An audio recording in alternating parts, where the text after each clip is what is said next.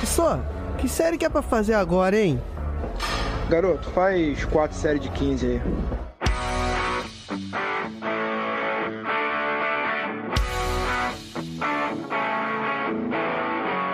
Você está ouvindo o podcast 4 de 15.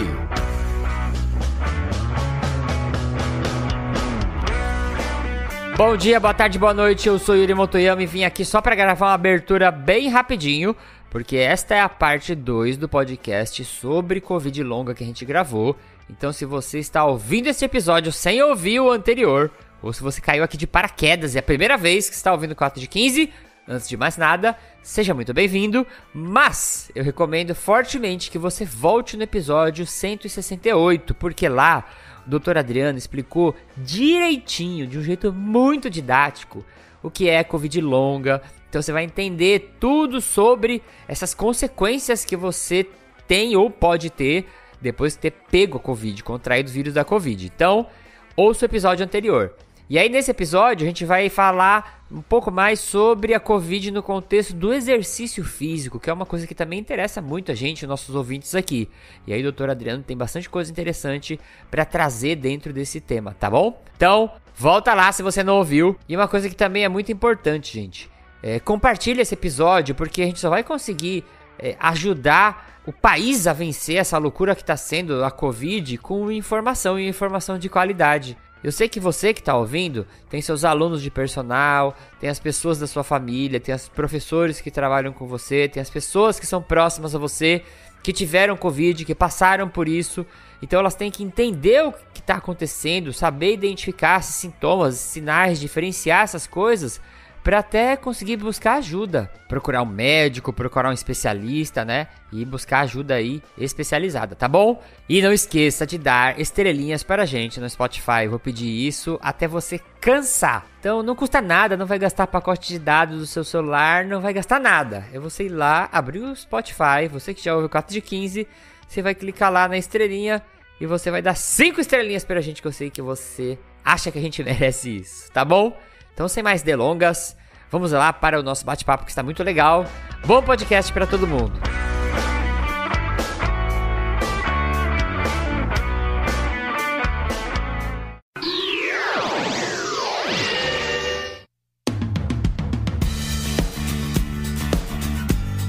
Eu queria falar um pouco dessa questão da fadiga, porque a fadiga ela também é vista em outras doenças, né? A gente tem algumas doenças como Parkinson, esclerose, o próprio AVC ele causa fadiga e a Covid também está associada ao aumento de risco de AVC.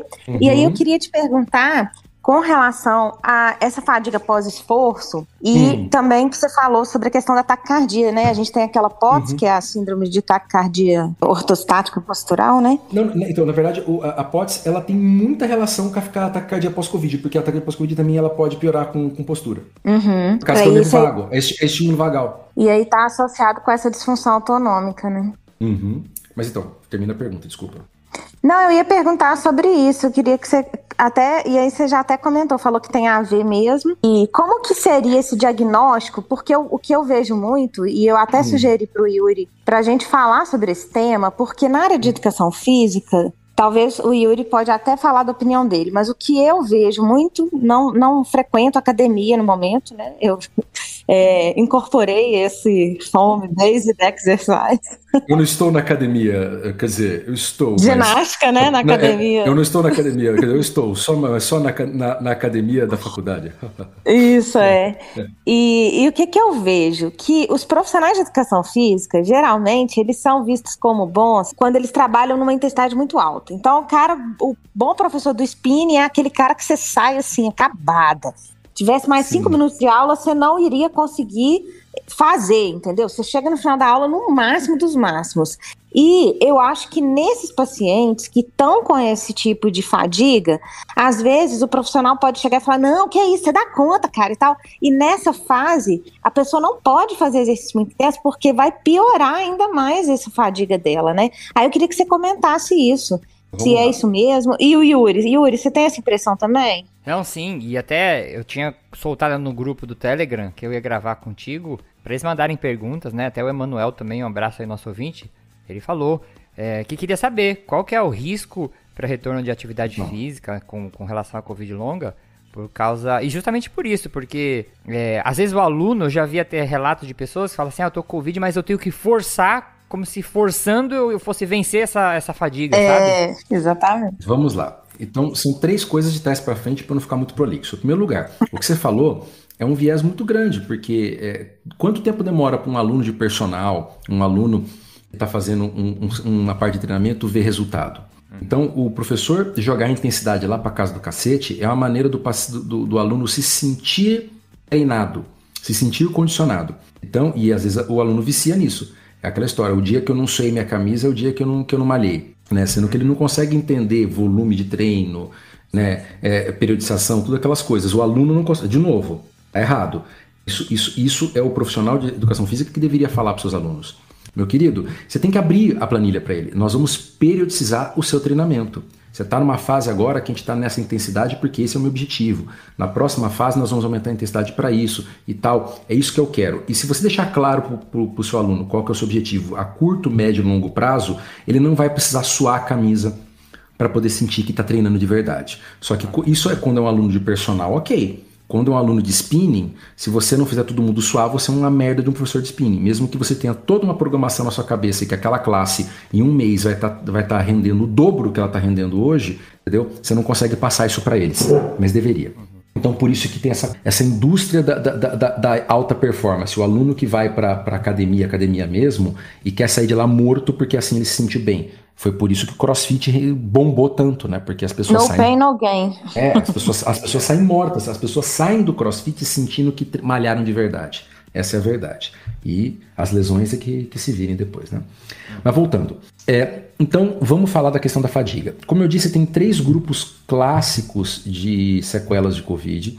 Cada um deles meio que acometendo um grupo ou órgão de sistemas específicos, que são, como eu falei, os neurológicos, que envolve aquela pessoa que está tendo essa resposta inflamatória, principalmente na parte do sistema nervoso central, ou até mesmo no sistema periférico. Você tem muita dor na perna, cansaço, a gente fala que está tendo uma dor assim, na perna que fica uma coisa que parece no osso, doída, e não sabe de onde vem aquilo. A gente pode ser uma neurite por causa do Covid, e todos aqueles sintomas que eu falei. Cardiopulmonares, quando realmente é a parte pulmonar que está sendo atacada, ou a parte cardíaca, né, mais comum em homens. Pode ter substrato anatômico, pode ter vidro fosco, como eu falei lá, pode, é o comum. Nem sempre. Vai ter uma espirometria alterada? Não. Nossa, Adriano, mas se não tem uma espirometria alterada, não tem vidro fosco na tomografia, como é que esse paciente está tendo sintomas cardiopulmonares? Mais uma vez, essa intolerância ao exercício. Qualquer esforço que ele faz, ele responde de uma maneira também exacerbada. Um paciente meu descreveu que, para ele, toda reta é ladeira. Então parece que ele tem uma dificuldade de iniciar a atividade física, e quando ele inicia, ele cansa mais fácil. Daí vai precisar de muitos estudos, né, fisiológicos disso, se você tem um processo inflamatório que se inicia com o exercício, ou se é porque você tem uma inflamação crônica do interstício, que é onde está tendo a troca gasosa, que não está tão leve, que está invisível à tomografia, que eu precisaria fazer uma ressonância ou coisa que o valha, né? Mas sim, o paciente tem uma capacidade pulmonar, uma capacidade funcional diminuída, principalmente ao esforço. E por último, os sintomas sistêmicos, que é basicamente tudo aquilo que não encaixou nos 2 primeiros, que eu jogo num balaio de gato só e chamo de sistêmicos. Que simplesmente são sintomas inflamatórios assim, gerais. Então a pessoa tem, às vezes, mancha na pele, alterações dermatológicas, queda de cabelo. E aqui nos sistêmicos, por incrível que pareça, é que está a fadiga crônica, Daisy. São pacientes que se sentem cansados o tempo todo. Então a primeira pergunta que um professor, um profissional de educação física tem que fazer, ou um médico tem que fazer é: você está sentindo cansaço ou falta de ar? É fadiga ou falta de ar? E isso faz toda a diferença. Então uma coisa é você não ter pique, você não ter vontade. Parece que você acabou de acordar naquela segunda-feira braba, que o domingo foi um churrasco do pessoal da faculdade, você tomou todas. Naquele dia, todos os seus amigos de faculdade estão ganhando mais dinheiro que você. Você está puto da vida com o teu emprego. Então você acorda de ressaca, cansado, para trabalhar com um chefe bosta e desgostoso da vida. Por que os caras que fizeram a mesma faculdade que eu estão ganhando mais que eu? Então você vai para o trabalho querendo não estar lá. Tá. Sabe? Você tem a gravidade da lua para sair da sua cama, sabe? Então, É isso que é a fadiga, é aquela coisa do corpo ruim. Dorme, não descansa, né? Isso pode traduzir às vezes como dor, pode traduzir às vezes como uma sensação de mal-estar, mas é essa coisa do corpo ruim. Sabe aquela coisa da gripe? Hoje o meu corpo não tá legal. É isso, cronicamente. Cronicamente. Confunde muito com sintomas depressivos. A depressão é uma sequela ou um sintoma de Covid longa neurológica. Como você está mexendo com sinapse, você está mexendo com neurotransmissor, o que você acha que vai acontecer com dopamina, o que você acha que vai acontecer com serotonina? Vai tudo pro cacete. Então é muito comum depressão, ansiedade e distúrbios do sono, principalmente insônia, em pacientes pós-Covid. E daí, como é que eu vou conseguir diferenciar um paciente que está com uma depressão leve pós-Covid de um paciente que está com uma fadiga crônica pós-Covid? Só se no futuro eles começarem a descobrir marcadores inflamatórios. Por enquanto, esses dois são meio que indistinguíveis. E é por isso que o maior tratamento dessa fadiga crônica está sendo antidepressivo. E daí, a diferença disso para a falta de ar é que muitas vezes a falta de ar não é uma falta de vontade, é realmente uma intolerância ao exercício. O paciente tenta performar e não consegue. Ele começa a fazer uma atividade física e ele tem falta de ar. E só para fechar, porque vocês me perguntaram, qual é o risco dele forçar a barra em relação a isso? Você tem sinal de que ele pode ter uma piora, alguma coisa nesse sentido? Não. Não existe nenhum estudo mostrando que o paciente passar do limite que ele está sentindo aceitável, em termos subjetivos, eu estou cansado. O professor, não, vamos lá, vamos vencer, vamos suar essa Covid, vamos correr até dizer chega. Suar a Covid. Vamos tirar isso no suor. Existe algum estudo mostrando que isso causa algum risco maior para esse paciente? Não. Mas também não tem nenhum estudo mostrando que essa é a maneira de vencer esse problema. Nesse momento que você pegar e fazer a pessoa ir acima do que ela está conseguindo, você vai aumentar a capacidade pulmonar dele, a capacidade vital dele e fazer ele voltar ao normal. Não tem nenhum estudo disso. Mas o que tem que tomar muito cuidado é, se a gente está falando de atividade inflamatória, a primeira coisa que você faz num paciente que está tendo, seja fadiga, cansaço pós-Covid, ecocardiograma. Você faz alguns exames de sangue, talvez marcadores cardíacos, mas você quer saber como é que está o coração dele.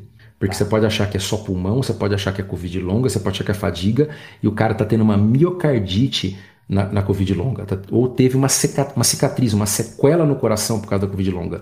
Daí você quer fazer esse cara render a mais, e daí sim você pode ter uma complicação. Eu li a última recomendação para pós-Covid da OMS, que saiu agora se não me engano, foi em setembro. É uma da capa laranja.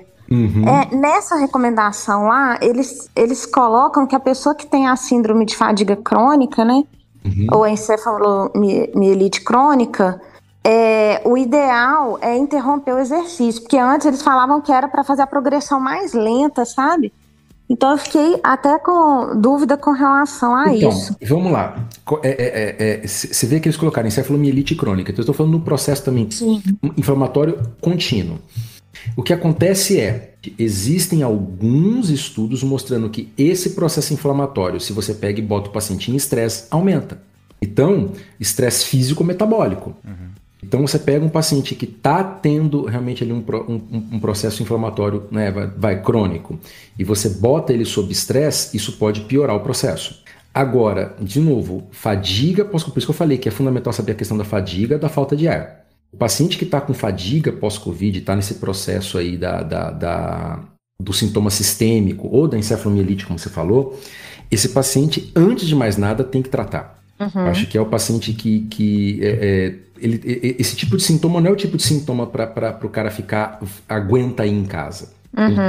Está se fazendo pulsos de corticoide em alguns, resposta não é tão grande. Doses baixas e contínuas de corticoide, esse por enquanto está sendo uma das melhores respostas.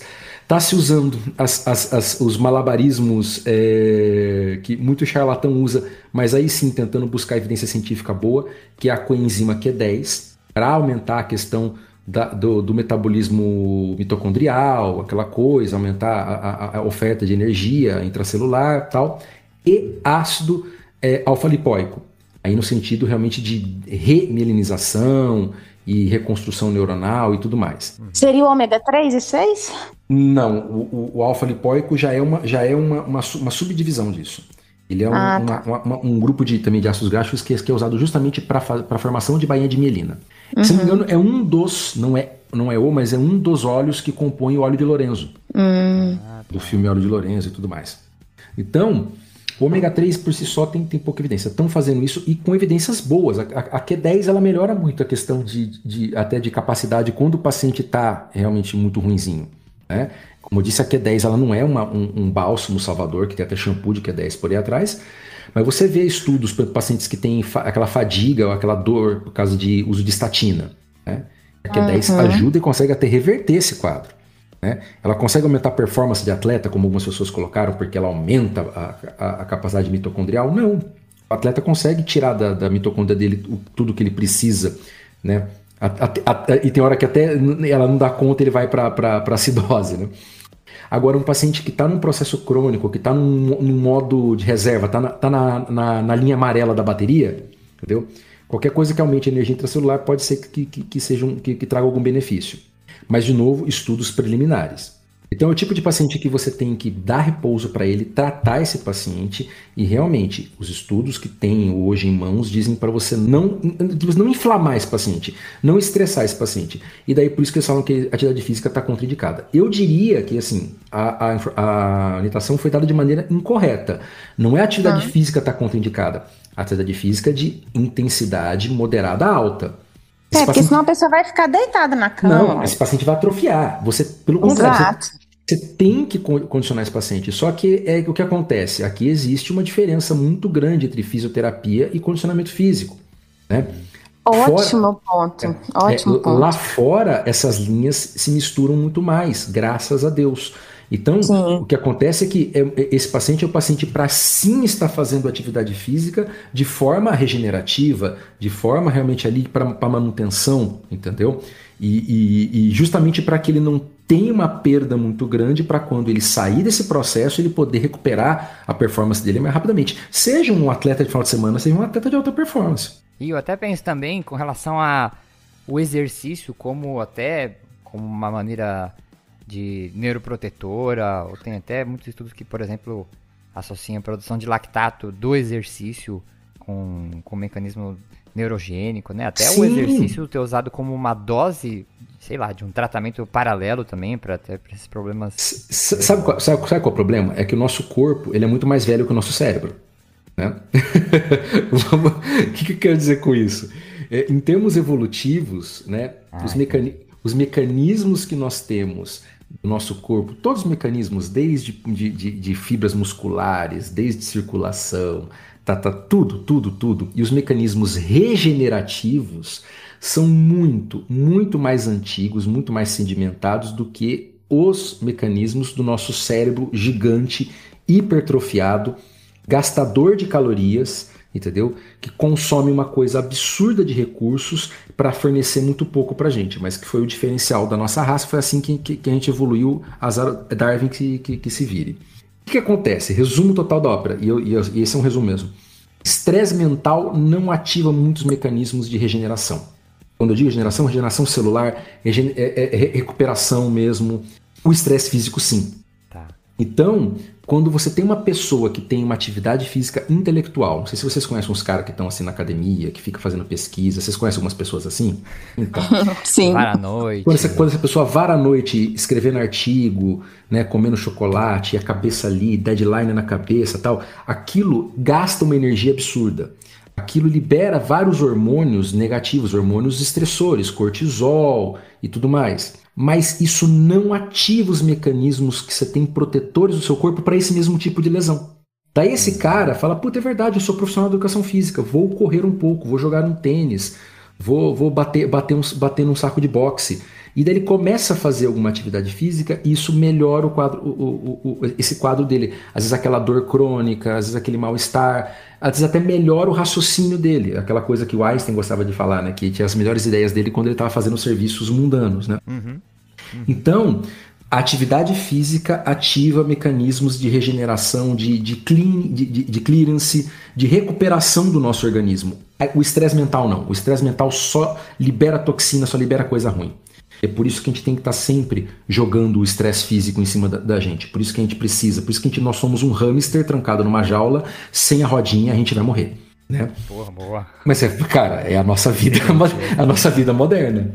É por isso que a gente vai pra esteira, né? Na academia, que é a nossa rodinha, né? Sim, é a nossa rodinha. A diferença da gente pro hamster é o iPod na orelha. É só ração e água igual.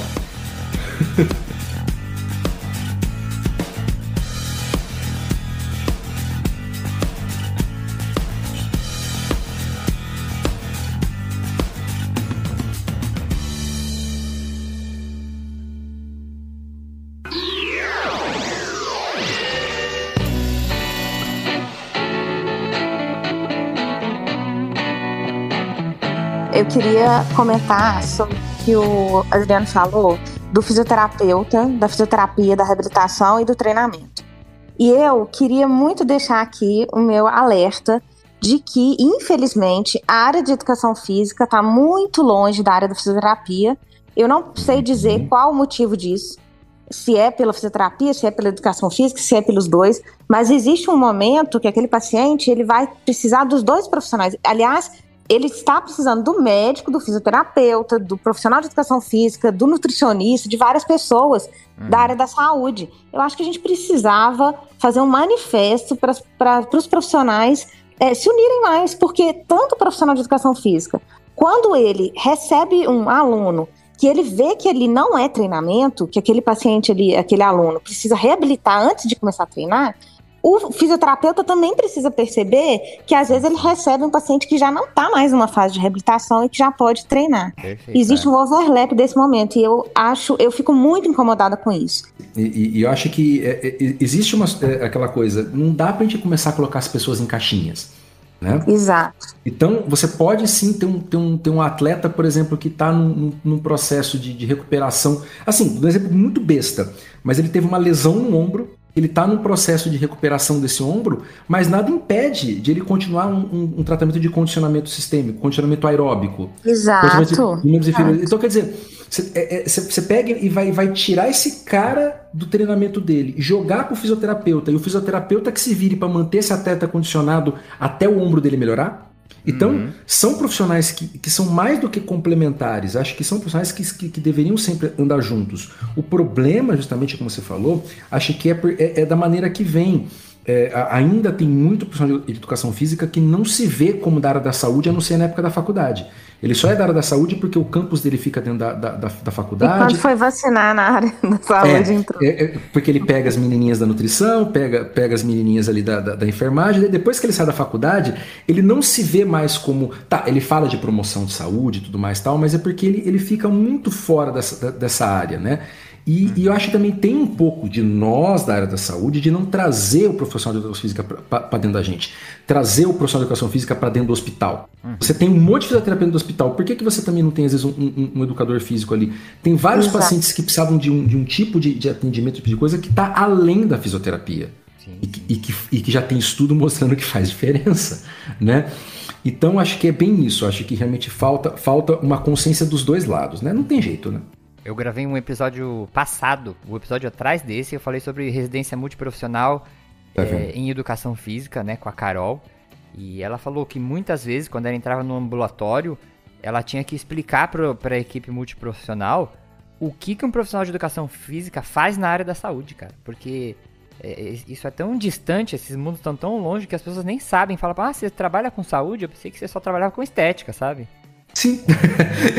De novo, educação física só é da área da saúde quando tinha lá o Paulo Maromba, saúde que interessa, o resto não tem pressa. Né? A gente tá entregando muita idade nesse episódio, né? Demais. Eu lembro, hein? Eu vivi isso. Eu queria perguntar uma coisa, desculpa interromper, mas é que eu acho que talvez algumas pessoas possam estar em condições semelhantes e eu tenho trabalhado isso na psicanálise, sabe? Eu li muito sobre Covid na época da pandemia e eu me protegi ao máximo e peguei Covid em julho desse ano numa viagem que eu fiz para o interior, num projeto que eu trabalho de saúde coletiva no interior de Minas, e lá não tem como chegar, né, de avião, então foi uma viagem de ônibus longa, enfim, tomei todos os cuidados, mas infelizmente eu fui infectada e tudo. Na época que eu peguei Covid também, falei, vou focar na alimentação, no descanso. e tentando não ficar totalmente parada, porque também é ruim. Mas, e aí isso foi em julho, né? Então a gente tá em novembro. E aí eu comecei a ler, e eu acho que o Adriano vai se identificar, talvez, né? Porque quando é estudante de medicina, quando é médico, eu acho que nem muito. Eu comecei a ler muito sobre alguns temas, e algumas coisas eu falava, gente, eu tô com isso. Eu acho que essa pós-Covid, eu realmente estou muito cansada. Gente, chega no final de semana, eu quero dormir sábado e domingo o dia inteiro. E aí, quando o Adriano falou assim, gente, muitas pessoas confundem a fadiga com depressão, eu falei, nossa, sou eu! Então eu queria que ele falasse um pouco sobre isso também. Porque como que a gente consegue identificar, não, isso aqui é... E a minha psicanalista fala muito comigo, Deise, eu acho que você leu muito, eu acho que você tem que tomar cuidado pra você não começar, sabe? Eu queria que você comentasse isso. Não sei se o Yuri também chegou nesse ponto. Vamos lá. Em primeiro lugar, o Yuri, você teve Covid quando? Eu tive em março. E daí, quando que você começou a notar esses sintomas da parte neurológica, que você falou, opa, a coisa tá diferente? Olha, eu comecei a perceber logo em março mesmo, porque logo depois, um mês depois, porque eu voltei a dar aula presencial, né, na faculdade, e eu comecei a esquecer coisas, assim, que tem aulas que eu dou, termos, assim, que eu falo normalmente na aula e começava a me dar branco, cara, sabe? Mas eu contaria aí um espaço entre 2 meses. Então, a gente poderia dizer que você é um atleta de alta performance intelectual? Para as disciplinas que eu dou aula, até que sim, né? Sim, no ponto. Você notou, rapidamente a sua sequela neurológica, parte porque você usa demais isso. Ah, entendi. Então, de novo, por que um atleta pode começar a perceber que ele teve uma sequela pulmonar ou ele tá com a fadiga porque tá usando demais isso? Aí é que entra, quando a gente chega nessa linha tênue entre o físico e o emocional, nós somos uma caca. Tudo bem, você ainda faz terapia, talvez por isso que você notou. Mas é difícil de perceber quando a gente não tá no nosso normal. Mas na nossa sociedade, Deise, onde qualquer mulher que não estiver no normal dela, a primeira coisa que vão perguntar é, você tá menstruada? Nossa, nem me fale disso. De novo. Não tô não, mas... Sim, mas não, esse arquétipo de que a mulher é instável emocionalmente porque ela tem a flutuação hormonal, ele pesa demais nas mulheres.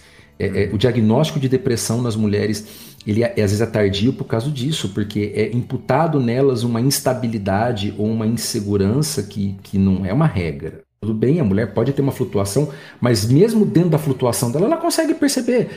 De novo, é a mesma coisa do ciclo menstrual. Não, eu posso ter variação, tem mês que eu menstruo com 20, tem mês que eu menstruo com 30 dias, só que quando eu menstruo com 10 ou menstruo com 50 dias, eu sei que a auto está diferente. Então, é muito difícil a gente ter essa autoanálise. Agora, o fundamental e o principal disso é que, na dúvida eu tenho que procurar. Não tem jeito, porque nós estamos ainda numa fronteira da coisa, Deise. Ainda talvez tenha muita coisa que a gente vai começar a perceber que, como eu disse, pode ser que no futuro a gente mude as classificações, tenha vários graus de Covid longa, tenha várias formas. Então, o principal e o fundamental eu sinto que tem algo diferente. Se tem algo diferente, pode ser Covid, porque vamos lembrar, eu posso ter tido uma Covid leve, eu posso ter tido uma Covid que eu não sei que foi Covid e tá com a Covid longa. Então, a pessoa pode... Nossa, eu não tive Covid, mas de uma semana para cá minha memória tá uma bosta. Pode ser sequela de Covid? Pode ser Covid longa? Pode. Né? Nossa, eu não sei, eu não tô legal, sabe? Tudo bem, o trabalho tá pesado, sei lá aqui, mas eu tô percebendo que eu tô performando mal, né? Que eu tô diferente. Pode ser, pode. E daí, de novo, é você ter a sorte de procurar um profissional que esteja atualizado. Mas, Deise, você está fazendo a pergunta mais difícil. Quando é que eu sei que eu tô com essa coisa? Não tem como.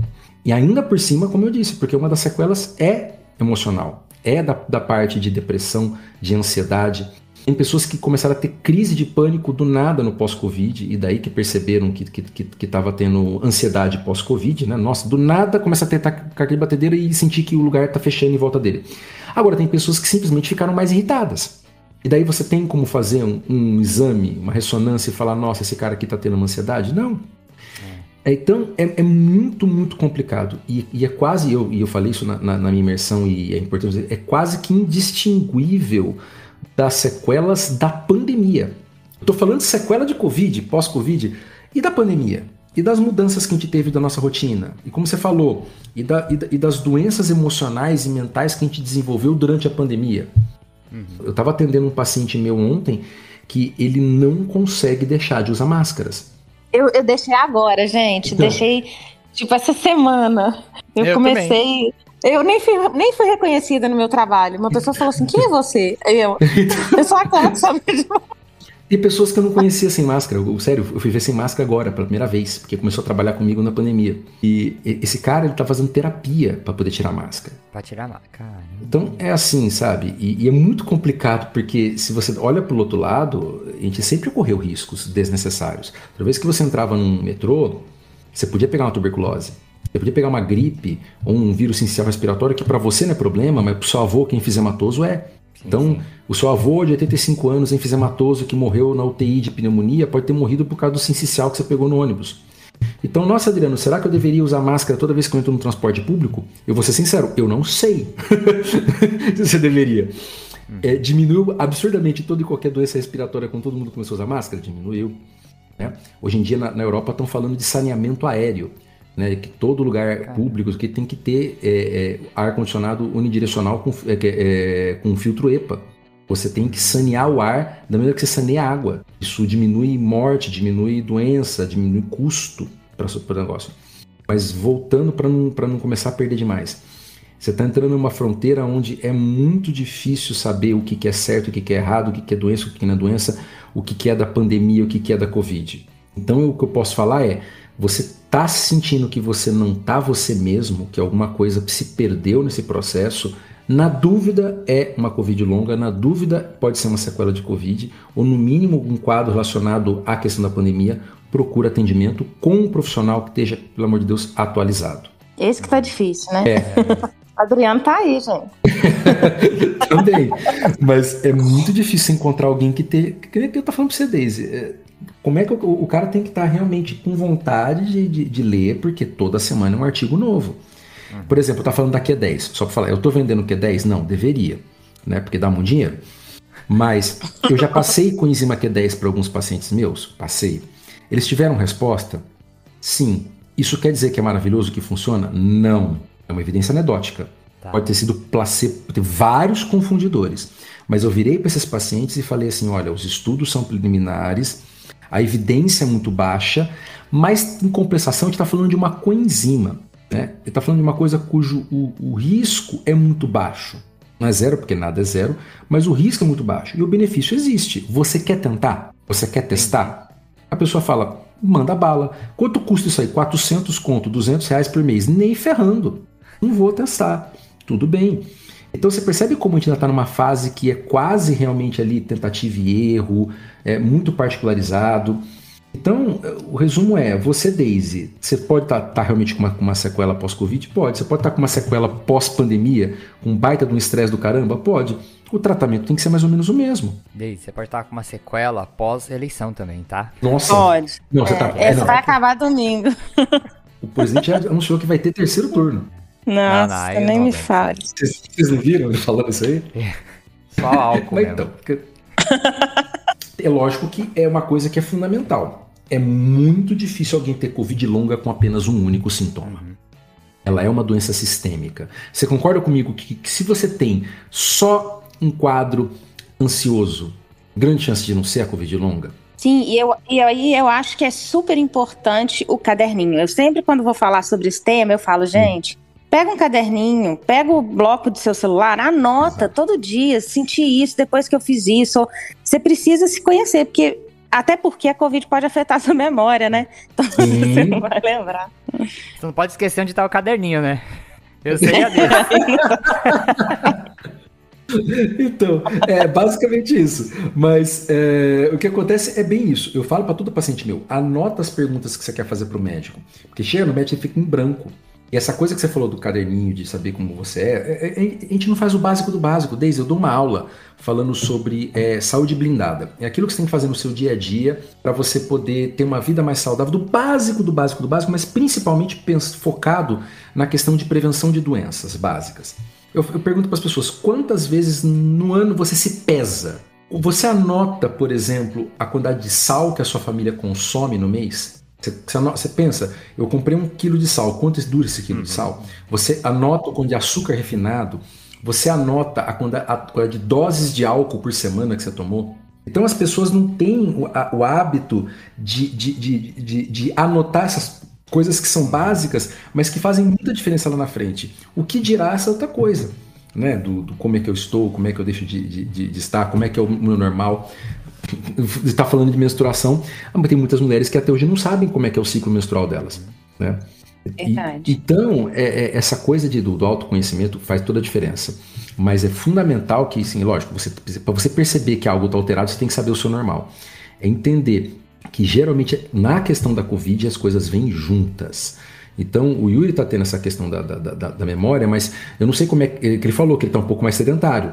Mas pode ser que na mesma época que ele teve isso, ele teve uma queda de cabelo a mais que ele achou que fosse só estresse. Ou ele não percebeu, mas ele estava tendo umas dores no corpo, uma dor na perna, na panturrilha, que ele falou, putz, esse negócio não tá legal.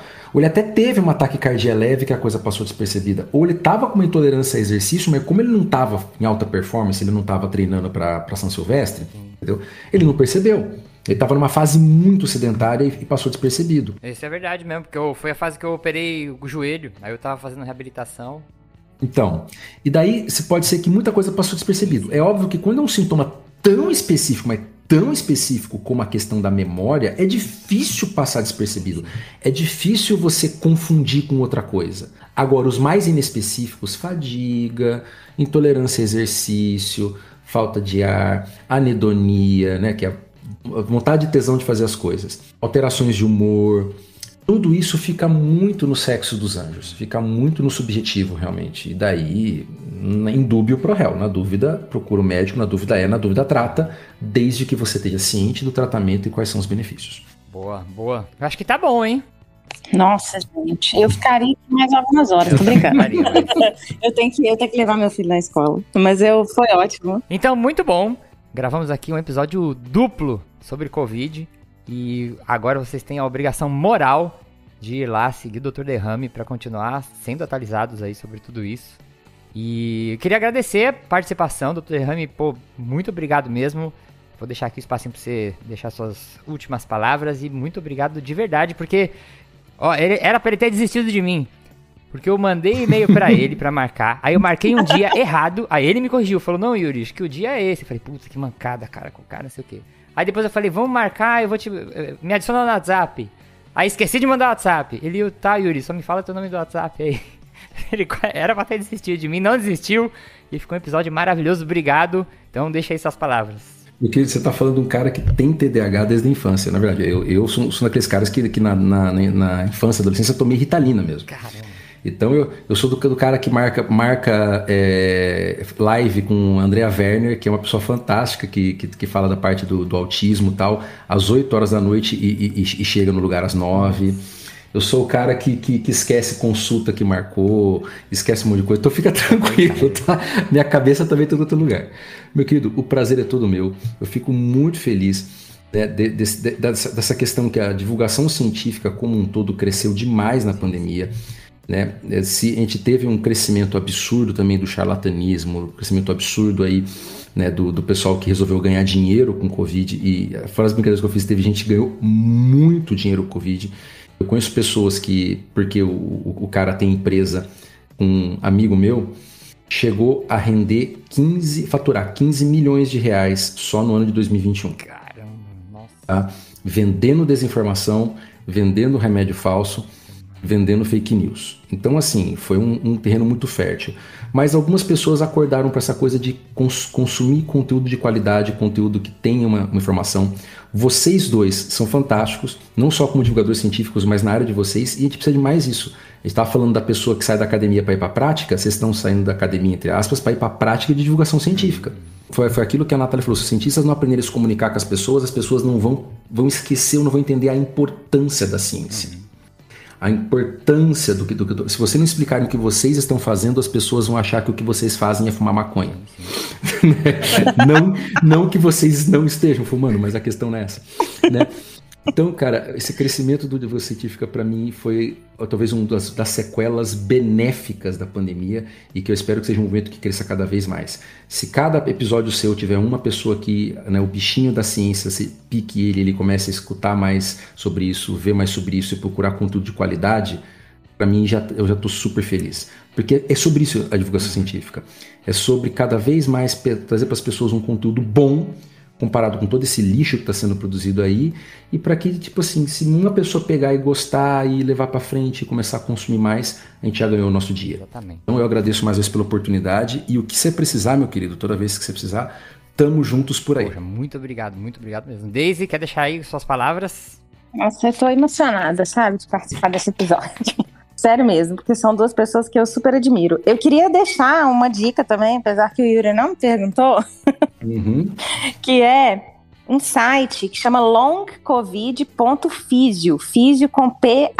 Eu vou deixar no livro. Esse site, ele foi criado por uma associação internacional de fisioterapeutas que trabalham com, e alguns com Covid longa e com aliados da Covid longa. É um site do Reino Unido e dos Estados Unidos. Quem coordena esse site é o professor Darren Brown, que também trabalha numa universidade, e eu entrei em contato com ele porque os materiais que tem lá nesse site são sensacionais, mas infelizmente a maioria dos materiais lá é em inglês.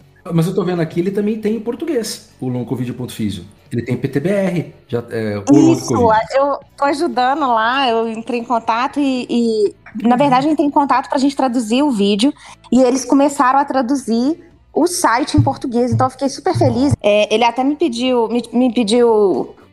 ajuda para alguns termos, PACE mesmo, né, que é um termo que usa muito na long covid e que não tem uma tradução literal aí para português. Aí agora eles vão traduzir os vídeos, todos os vídeos. Tem vídeos sensacionais, um vídeo muito legal que ele mostra que esses sintomas da long covid, eles podem aumentar ou reduzir, sumir. Aí você fala, poxa, eu tô legal. Aí chega na semana seguinte você tá ruim de novo. E aí mostra uma montanha russa, sabe? Então, assim, são vídeos muito didáticos, muito legais, muito bem feitos. Muito bom. Então, eu super recomendo esse site. Eles estão começando a traduzir para o português. Em breve, eles vão traduzir todos os vídeos. Tem uma série de vídeos assim, totalmente confiáveis, bem didáticos mesmo. Tem vídeos sobre o que é Covid longa, tem sobre a natureza episódica, né? Que é esses episódios de pior e melhora. E vai lançar vídeo de reabilitação segura, de exercício. Então, eu super recomendo esse site. Muito bom, então. Vou aqui terminar, então, com a ficha técnica do programa. A apresentação foi feita por mim, Yuri Motoyama, pela professora Daisy Mota e pelo Dr. Derrame. A produção e edição foi feita por mim. A música de abertura foi produzida pelo compositor Anderson Botega. E as vozes da introdução são dos nossos queridos Diogo Bob e Marlos Sanuto. Esse podcast chegou até você graças aos nossos apoiadores. Então quero agradecer aqui ao nosso ouvinte Leonardo Rodrigues. O 4 de 15 também faz parte do Portal Deviante, que é o maior portal brasileiro de divulgação científica em formato de podcast. Então, se você gosta de ciência, dá um pulinho lá, você vai achar muita coisa legal para ouvir também. Fique bem, arrume sua coluna e até o próximo episódio. Tchau, gente. Tchau, doutor Adriano. Tchau, Daisy. Tchauzinho. Até a próxima, Yuri. Beijão, Yuri. Tamo junto aí.